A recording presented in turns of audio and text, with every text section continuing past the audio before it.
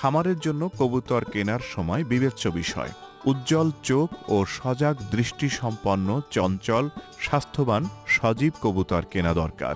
পালক এবং মলদ্বার পরিষ্কার পরিচ্ছন্ন হওয়া, ঠোঁট বা মুখ দিয়ে কোনো লালা বা মিউকাস না পড়া এবং শরীরে পক্সের গোটা না থাকা এবং স্ত্রী পুরুষের জোড়া হিসেবে কবুতর কেনা দরকার। কবুতর কিনে বাক্স বা ঝুড়িতে আনার সময় খেয়াল রাখতে হবে যেন বাক্স বা ঝুড়িতে পর্যাপ্ত বাতাস চলাচলের সুযোগ থাকে এবং কবুতর ভালোভাবে শ্বাস প্রশ্বাস নিতে পারে। কবুতরের বাসস্থান: কবুতরের ঘর হবে ভূমি থেকে উঁচুতে, মাটির প্রকৃতি হবে বালুময় এবং উত্তম নিষ্কাশন ব্যবস্থা থাকতে হবে। অবস্থান: কবুতরের ঘর মালিক বা খামারির আবাসন থেকে 200 থেকে 300 ফুট দূরে হওয়া উচিত। পর্যাপ্ত সূর্যের আলো এবং বায়ু চলাচল করে এরকম জায়গায় ঘর তৈরি করতে হবে। কবুতরের ঘর সাধারণত দক্ষিণমুখী হওয়া উত্তম।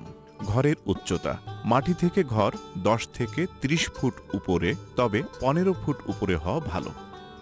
ঘর তৈরির উপকরণ: কবুতরের ঘর কাঠ দিয়ে তৈরি করা উত্তম। কাঠ, টিন, বাঁশ, খড়, লোহার শিক বা রড দিয়েও ঘর তৈরি করা যায়।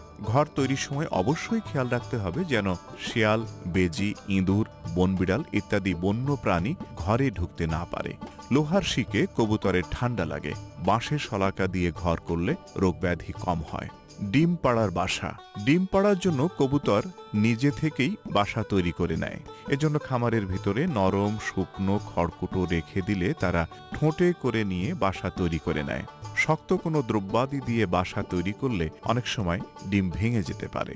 খোপের ভেতর মাটির সরা বসিয়ে তার উপর মোটা চট গোলাকার করে কেটে বিছিয়ে দিলে কবুতর সেই সরাতে ডিম পাড়ে এবং বাচ্চা ফোটায়। কবুতরের ঘরের জন্য দরকারি যন্ত্রপাতি: দানাদার খাদ্য সরবরাহের পাত্র, পানি সরবরাহের পাত্র, খনিজ পদার্থ মিশ্রণ সরবরাহের পাত্র, গোসল করার পাত্র, কবুতর বসার জন্য স্ট্যান্ড, ডিম পাড়ার বাসা, জীবাণুনাশক ছিটানোর জন্য হ্যান্ড স্প্রেয়ার মেশিন। খাদ্য ব্যবস্থাপনা: কবুতরের বাচ্চার খাদ্য: ডিম ফুটে বাচ্চা বের হওয়ার কমপক্ষে 4-5 দিন পর কবুতরের বাচ্চার চোখ ফোটে। এজন্য বাচ্চাগুলো কোনো দানাদার খাদ্য গ্রহণ করতে পারে না। এর সময় স্ত্রী ও পুরুষ উভয়ই তাদের পাকস্থলী থেকে ঘন ক্রিম বা দধির মতো দুধ নিঃসরণ করে, যাকে কবুতরের দুধ বা ট্রুপার্স মিল্ক বলে। বাচ্চাগুলো যতদিন উড়ে গিয়ে নিজে খাদ্য খুঁটে খেতে না শেখে ততদিন স্ত্রী এবং পুরুষ উভয় কবুতরই দানাদার খাদ্যের সাথে তাদের থলি থেকে উৎপন্ন দুধ মিশিয়ে ঠোঁট দিয়ে বাচ্চাকে খাওয়াতে থাকে। প্রাপ্তবয়স্ক কবুতরের খাদ্য: কবুতর দানাদার জাতীয় খাদ্য বেশি পছন্দ করে।